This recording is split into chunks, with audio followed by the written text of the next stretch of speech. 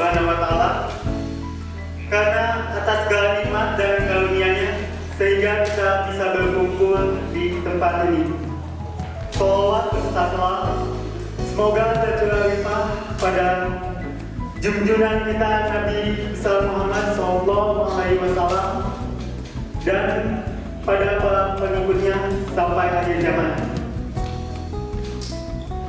Yang terhormat kepada Kepala Perwakilan Bank Indonesia Wilayah Asia Timur, Ibu Devi H. Agustono. Kepada yang terhormat Kepala Fungsi Protokol Bapak Agus Heriana. Yang terhormat pada Atasé Perindustrian Bapak Dodi Rahadi. Yang terhormat pada Atasé Perdagangan Ibu Yulia Silalahi. Yang terhormat pada Atasé Imigrasi Bapak Wilowo. Yang terhormat pada Atasé Perhubungan Bapak Wahyu Adianto. Yang terhormat pada General Manager Bank BNI Cabang Tokyo Bapak Alvin Yuni Yahya beserta rombongan. Dan yang terhormat kepada Bapak Yusron Iza Mahendra selaku Duta Besar Republik Indonesia untuk Jepang. Mungkin beliau kan masih dalam perjalanan. Dan beserta genap hadirin yang berbahagia, alhamdulillah pada kesempatan yang berbahagia ini kita semua masih diberikan kesehatan sehingga bisa berkumpul dalam acara Seminar Kewirausahaan dan Bisnis Matching 2014 dengan mengusung tema Jadi Pengusaha Sukses, Hidup Mulia dan Barokah.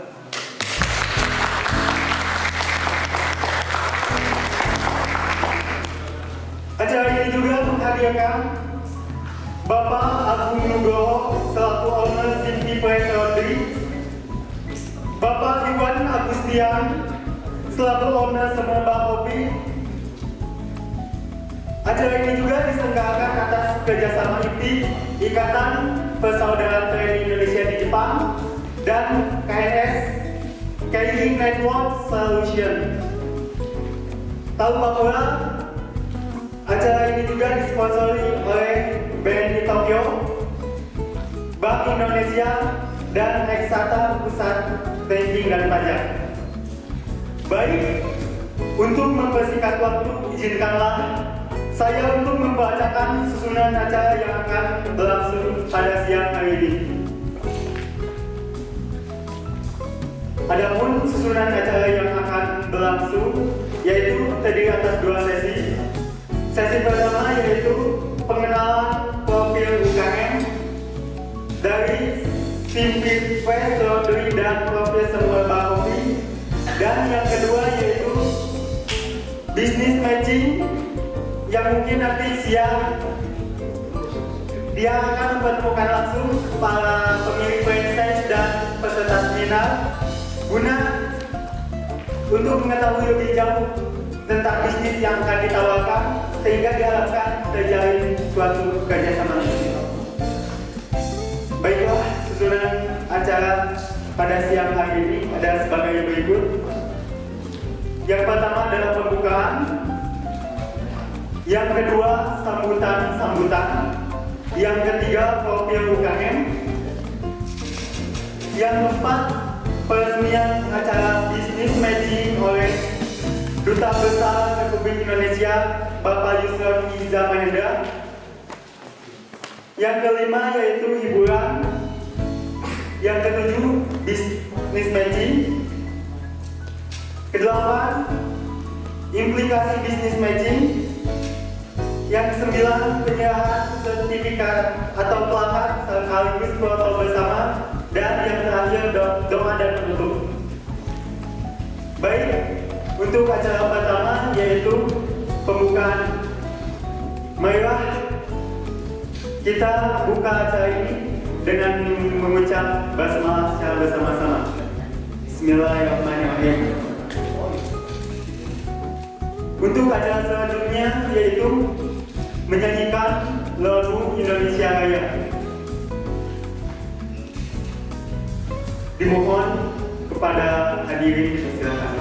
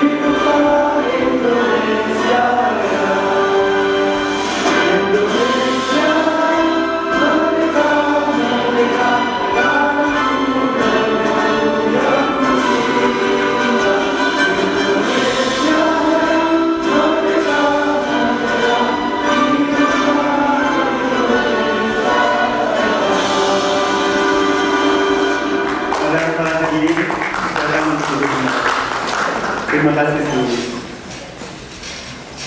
Baik, menginjak acara selanjutnya yaitu sambutan-sambutan.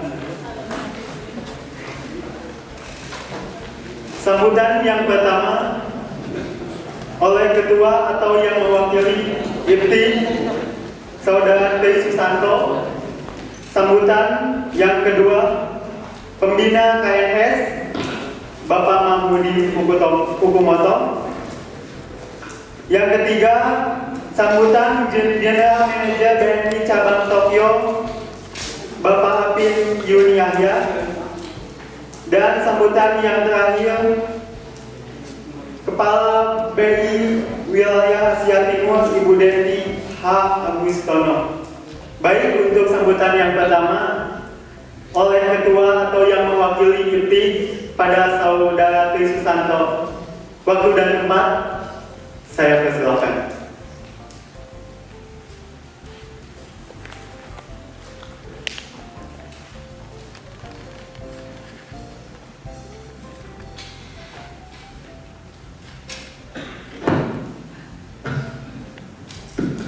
Assalamualaikum warahmatullahi wabarakatuh.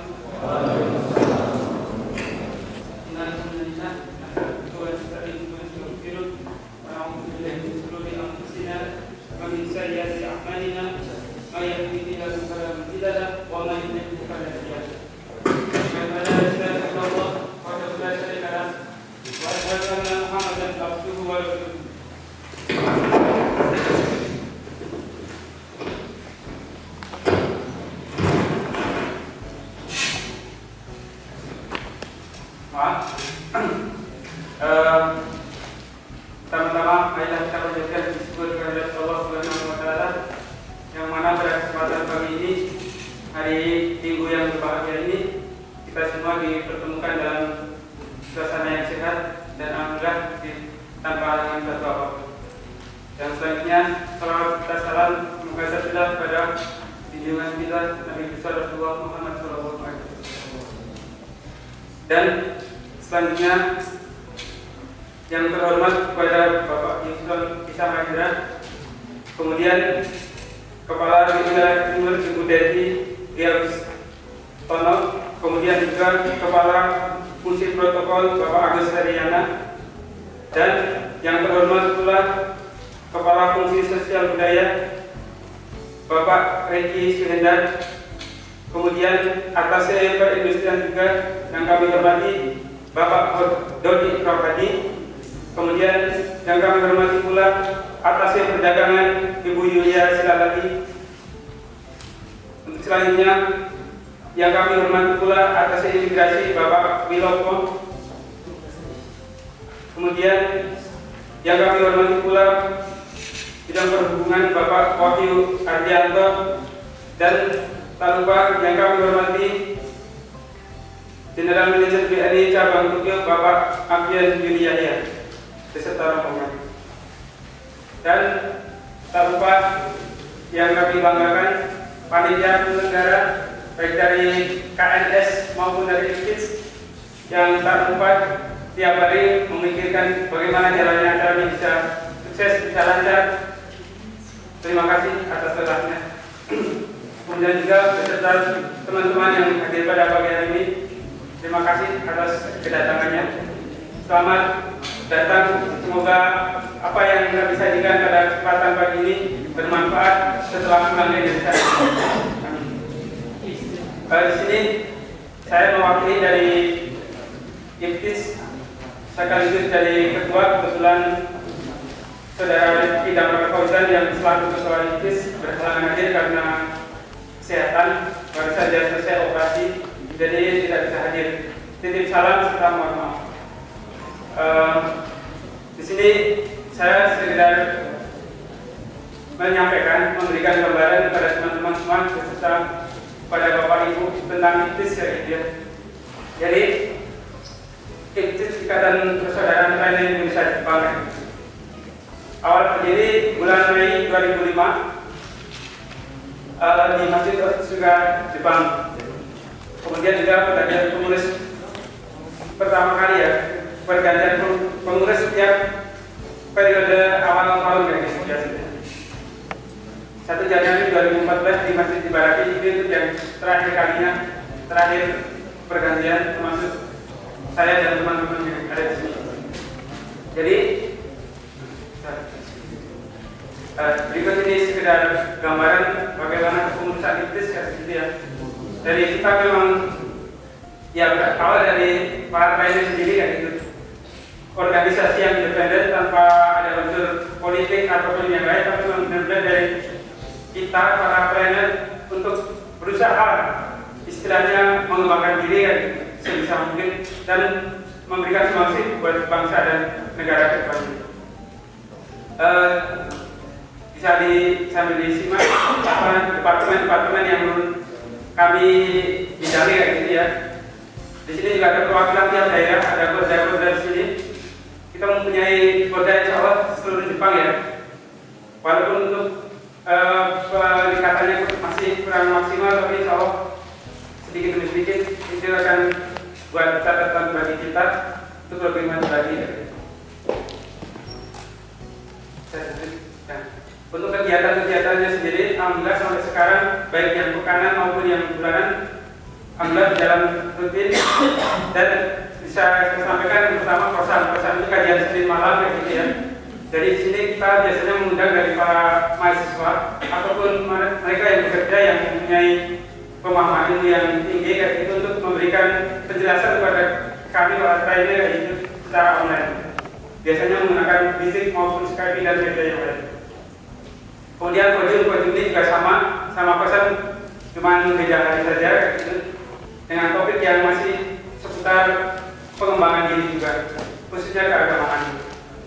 Kemudian juga ada Minggu online, ini untuk pengembangan bahasa Jepang kita juga dilaksanakan. Kemudian ada pelatihan komputer juga. Kemudian juga ini pengembangan pribadi secara keorganisasian ya, jadi belajar berorganisasi termasuk dalam kesempatan kali ini bekerja sama dengan KNS serta dukungan dari ada dari BI, ada dari KBRI dan BNI juga sangat berterima kasih memberikan kesempatan kita para trainer ini untuk belajar mengembangkan diri. Saya sekali lagi ucapkan terima kasih besar sekali.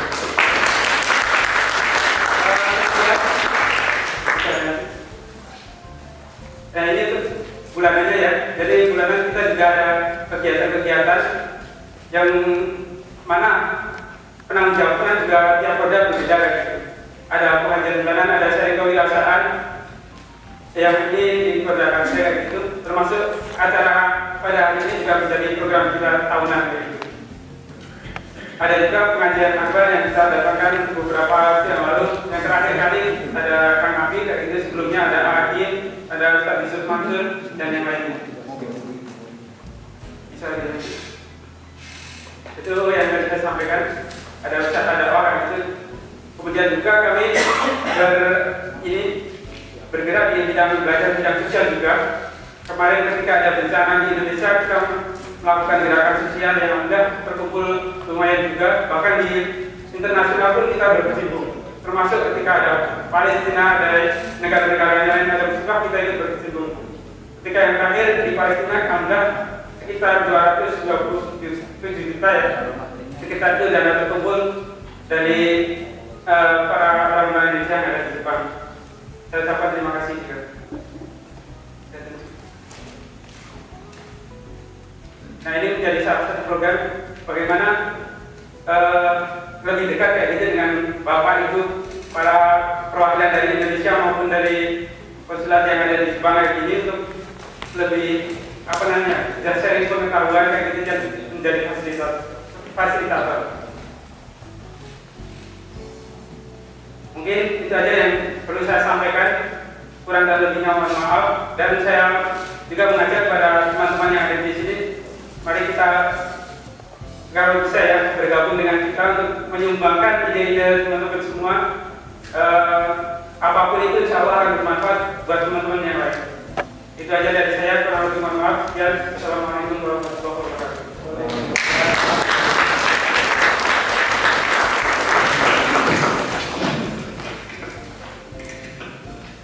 Saya ucapkan terima kasih pada Saudara Tri Susanto atas pemaparan program IFT di Jepang ini. Semoga bisa menambah wawasan kita semua. Baik, untuk sambutan selanjutnya yaitu sambutan General Manager BNI Cabang Tokyo, Bapak Apin Yuni Yahya. Pada beliau waktu dan tempat kami persilakan.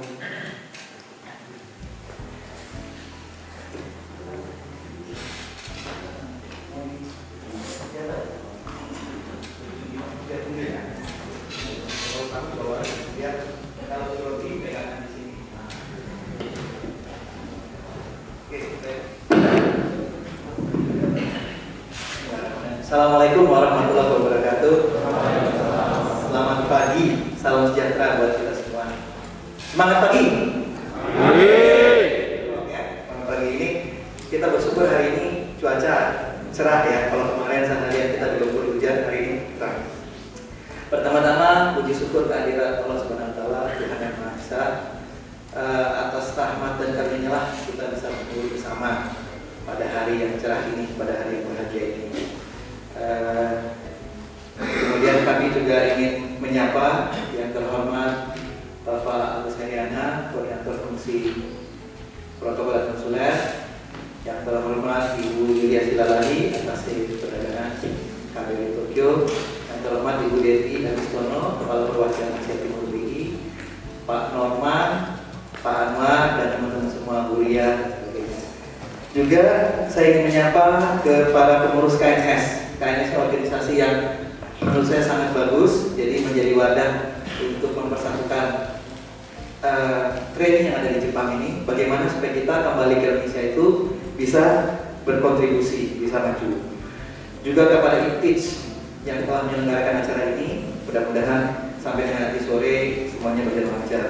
Juga saya ingin menyambut Mas Agung dan Mas Iwan, selamat datang kembali di Tokyo ya.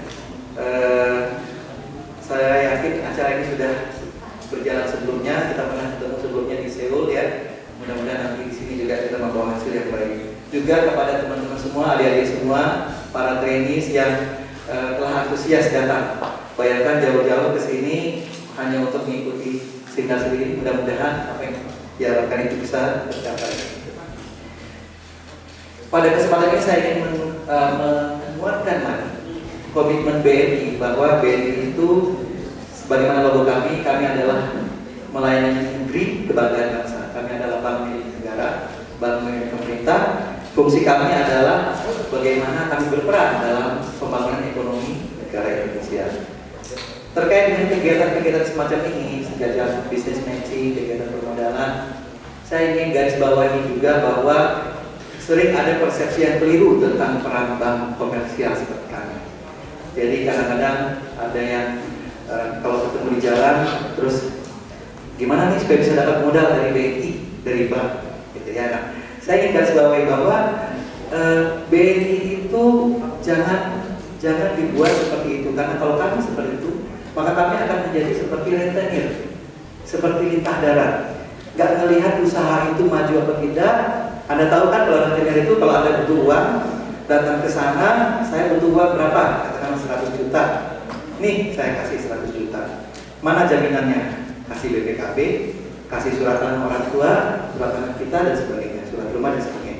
Tapi rentenir tidak akan melihat apakah uang yang dipinjamkan itu nantinya akan bisa bermanfaat untuk maju atau tidak. Enggak.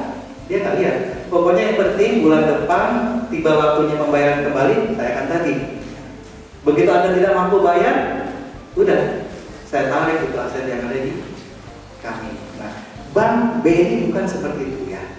Tolong dipersepsikan dengan tepat. Kami tidak ingin memposisikan diri seperti itu. Jadi nantinya kalau ada yang macet, kita tarik-tarikin asetnya, kita jual-jualin, bukan. Itu adalah langkah terakhir bagi kami di BNI.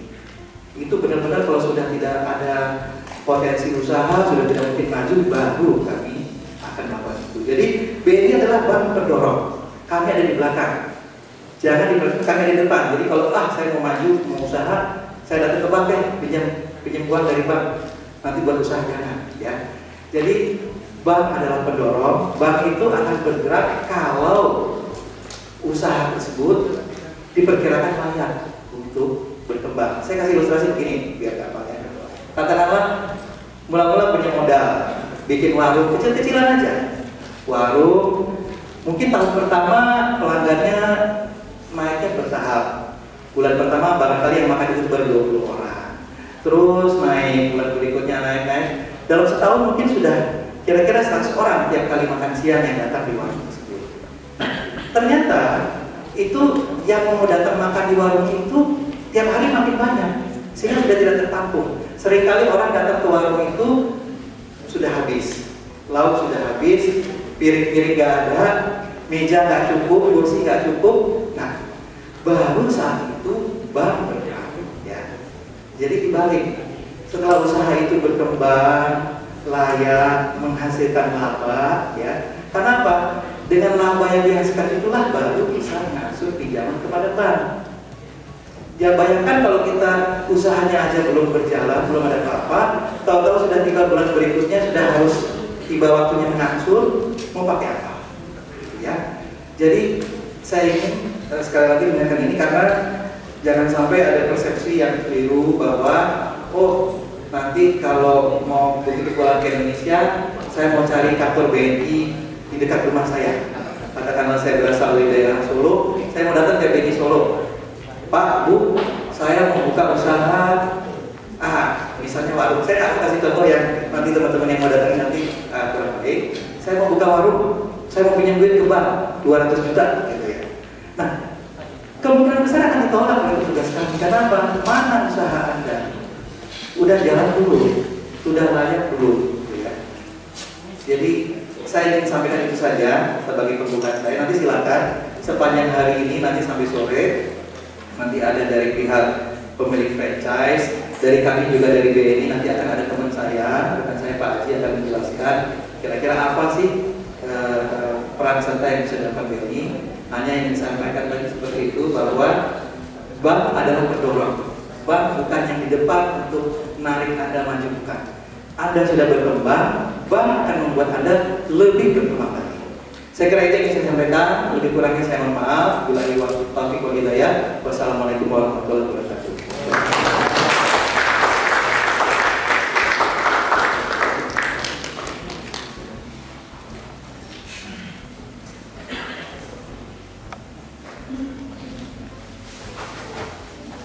Saya ucapkan terima kasih kepada Bapak Afif Yuni Yahya selaku General Manager Cabang Tokyo, General Manager BNI Masih Cabang Tokyo. yang telah menjelaskan kepada kita semua tentang bagaimana kalau kita mau membuka usaha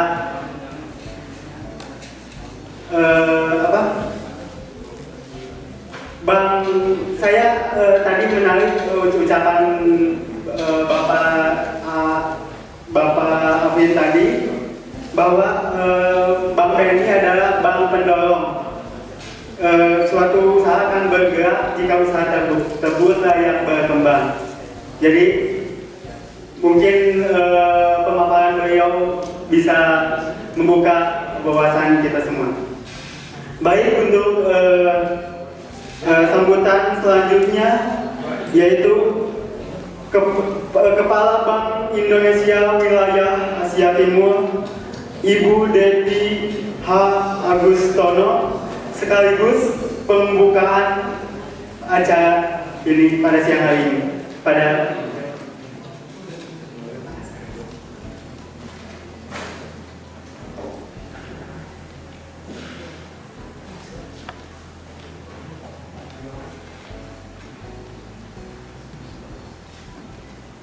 Selamat pagi Bapak Ibu sekalian. Assalamualaikum warahmatullahi wabarakatuh. Yang saya hormati Bapak dan Ibu dari KBRI Tokyo, Pak Agus Karyana, Pak Norman dan Ibu Yulia Silalahi, Pak Afrin dan tim, silakan Pak, silakan Pak Afrin dan tim.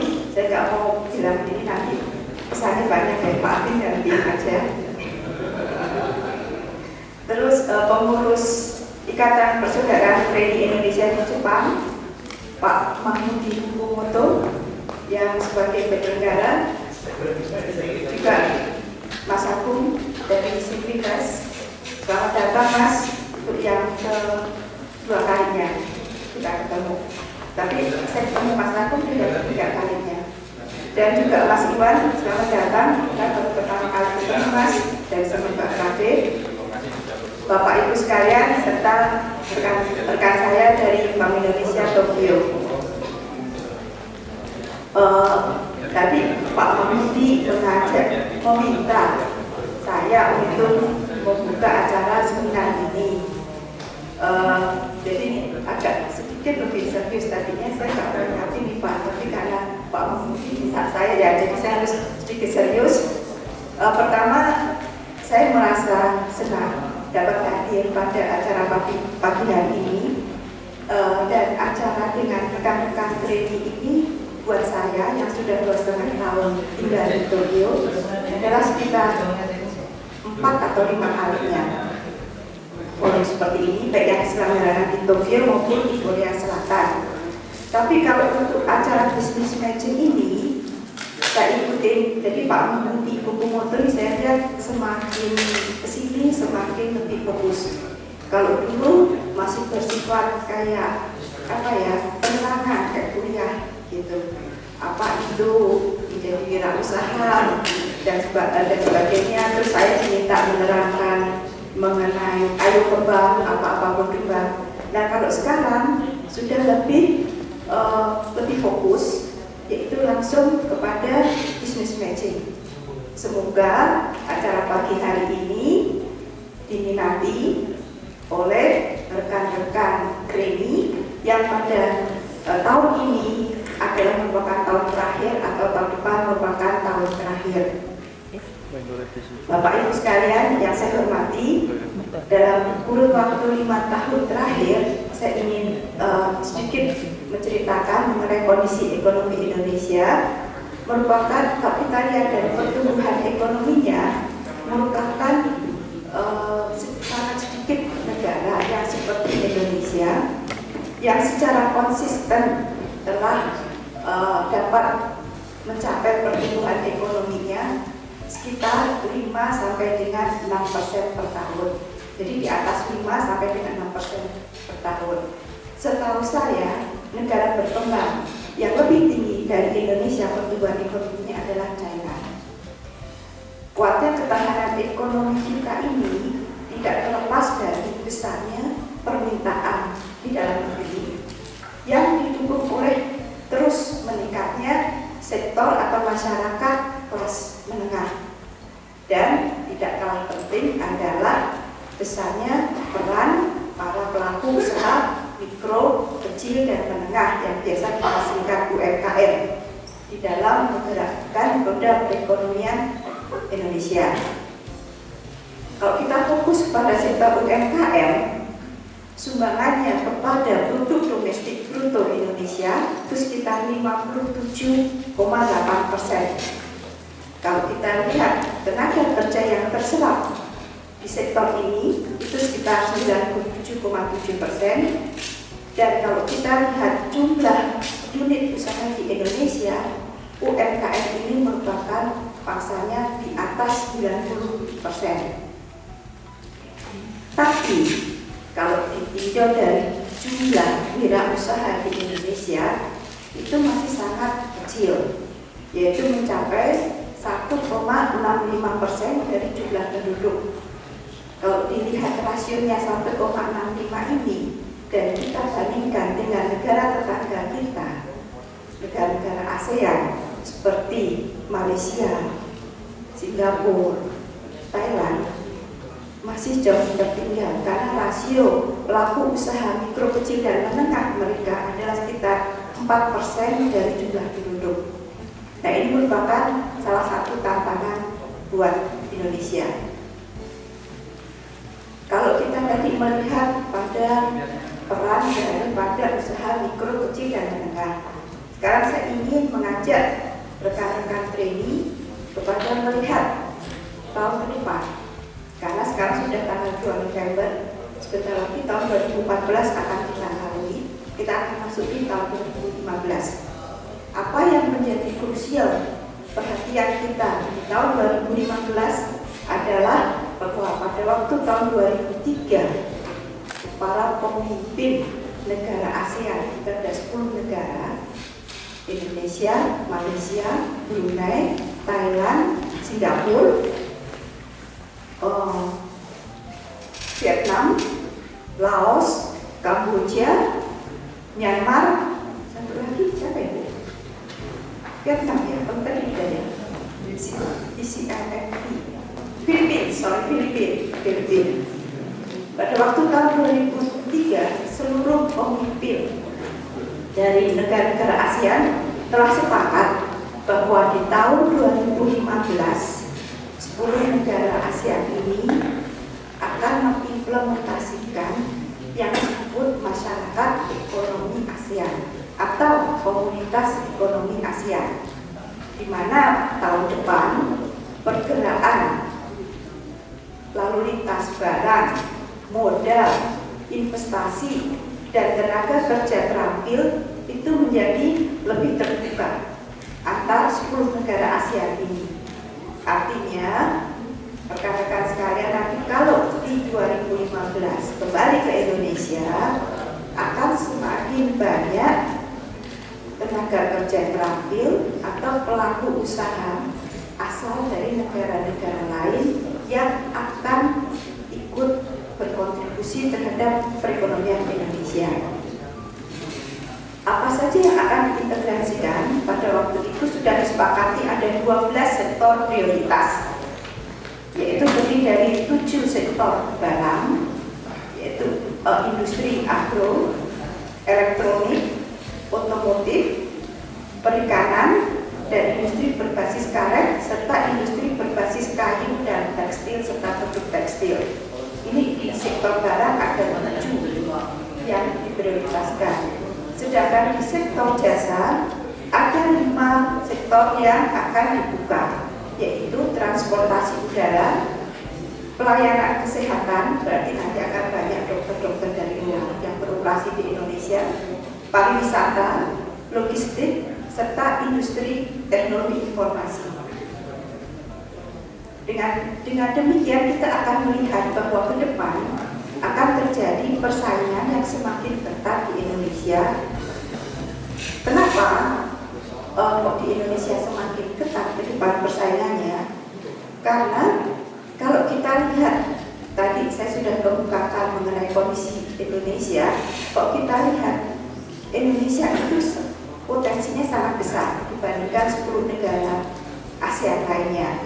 Kalau kita lihat produk domestik brutonya itu menyumbang sekitar 40% dari produk domestik bruto ASEAN. Kalau kita lihat jumlah penduduknya di Indonesia itu 50% dari penduduk ASEAN adalah penduduk Indonesia. Jadi itu menjadi daya tarik buat negara-negara lain untuk masuk ke Indonesia.